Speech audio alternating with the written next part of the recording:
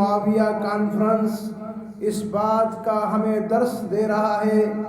لوگوں، آج سے کچھ عرصہ قبل پیچھے جائیں گے تو حضرت امیر معاویہ رضی اللہ تعالیٰ عنہ کا نام کسی کے زبان پر نہیں ہوتا تھا۔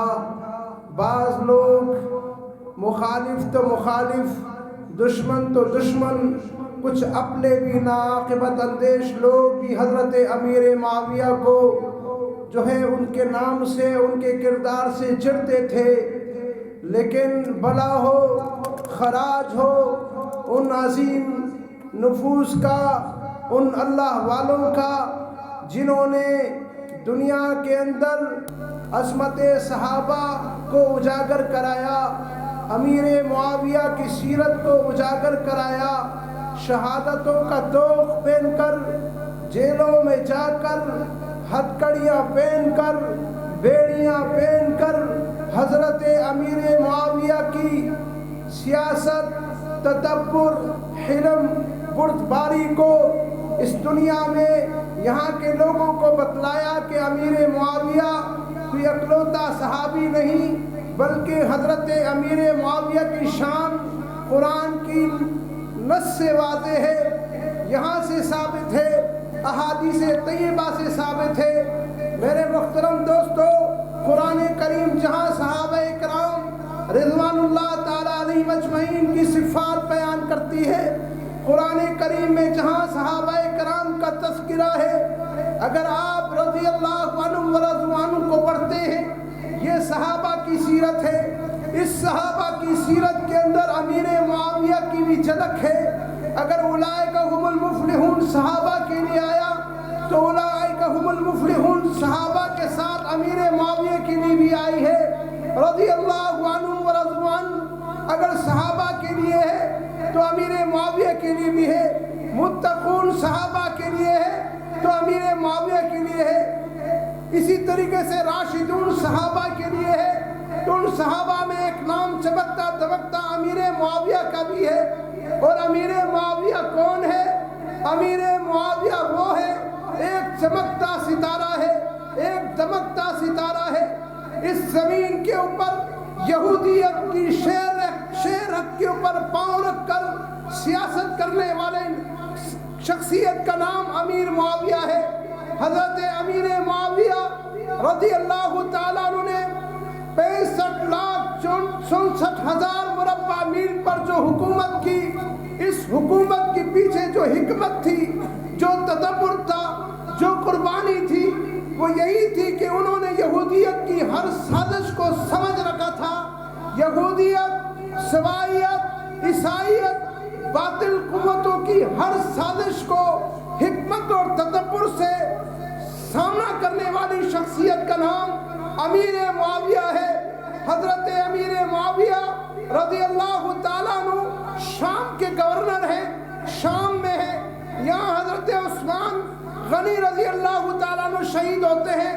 لوگوں، حضرت عثمان غنی کو ذی الحج کے مہینے میں شہید کیا گیا، اور اس حالت میں شہید کیا گیا جبکہ سارا مدینہ حج کی طرف تھا۔ حج کی طرف ہونے کی وجہ سے حضرت عثمان غنی مدینہ کے اندر موجود تھے، قصر خلافت میں موجود تھے۔ غداروں نے، منافقوں نے، بلوائیوں نے جس طریقے سے موقع کو فائدہ سمجھا، اسی فائدے کو سمجھتے ہوئے انہوں نے قصر خلافت پر حملہ کیا اور حضرت عثمان کو شہید کیا۔ یہ الگ داستان ہے، ایک مظلومانہ داستان ہے، اس پر گفتگو اس مناسبت سے ہو۔ لیکن بات چونکہ حضرت امیر معاویہ کی آئی تو اس دوران حضرت امیر معاویہ شام کے اندر موجود ہیں۔ یوں حضرت عثمان کی شہادت کے بعد جب حضرت علی المرتضیٰ کرم اللہ وجہہ کی حکومت آتی ہے تو آپ کی حکومت چونکہ 2 سال تک محیط رہی، کم و بیش 2 سال تک محیط رہی، اس دوران بھی سازشی عناصر، یہودی لابی اپنی سازش کرتے رہے، لیکن حضرت امیر معاویہ ان سب چیزوں پہ باخبر رہے۔ حضرت علی رضی اللہ تعالیٰ عنہ پر پیغام بھیجا کہ دیکھو ابھی آپ کی حکومت ہے، آپ کی حکومت ہے، آپ کی طاقت ہے، لہذا اس سے قبل حضرت ام المومنین اما عائشہ صدیقہ رضی اللہ تعالیٰ عنہ نے پیغام بھیجا حضرت علی کو. حضرت علی سے فرمایا کہ اب آپ کی حکومت ہے اور آپ کی حکومت کے اندر آپ طاقتور ہیں، لہذا قاتلان عثمان کو ابھی عیاں کیا جائے اور انہیں سزا دی جائے. یہ حضرت اما عائشہ صدیقہ رضی اللہ تعالیٰ عنہ کا مطالبہ تھا، لیکن چونکہ باغی غدار منافق لوگوں کا جو ٹولہ تھا وہ آگے پیچھے قوی تھا، اس بات کو یوں ہی دبا دیا گیا. جنگ ہوئی وہ ایک الگ معاملہ ہے. پھر یہ کہانی حضرت علی اور حضرت امیر معاویہ کے درمیان آئی. یہودی لابی ہر دور میں کوشش کرتی رہی کہ کسی طریقے سے مسلمان آپس میں لڑتے رہے. آج بھی آپ دیکھیں گے یہودیت کی ضروریت آج بھی چاہتی ہے مسلمان آپس میں لڑے، مسلمان آپس میں دستوں گریباں ہو تاکہ اسلام کمزور ہو. آپ کے سامنے حالیہ افغانستان اور پاکستان سامنے ہے. یہودی ضروریت وہی ہے جو 1500 سال سے چلی ہوئی آ رہی ہے. وہ یہ چاہتی یہی ہے کہ اسلامی ملک لڑے، کلمہ گو ملک لڑے، لیکن اس میں اچھے عقل مند فہم لوگ یہ چاہیں گے کبھی نہیں کہ مسلمان آپس میں لڑے. اسی نقطہ نظر سے پیچھے جائے حضرت امیر معاویہ رضی اللہ تعالیٰ عنہ، حضرت علی کرم اللہ وجہہ کو یہ جنگ ہوئی، وہ جنگ کفر اسلام کی جنگ نہیں تھی. وہ جنگ کوئی ایسی جنگ نہیں تھی کہ جس پر کوئی کفر کا فتویٰ ہو، بلکہ وہ قاتلان عثمان کے حوالے سے تھی.